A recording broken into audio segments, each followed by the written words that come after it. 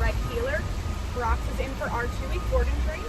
Brox actually comes in knowing a lot of his basic commands, so over the next 2 weeks we're just going to be pairing those commands with what he already knows and the e-collar, and then getting him nice and perfect so that his owner can take him out for walks and for rides and things like that, and know that he's going to listen, and that he's going to listen to the kids and everything else with everything that's going on.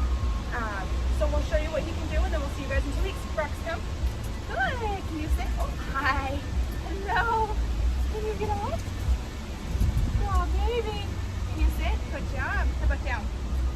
Brox, down. Hi. Good boy. Come. Brox, come.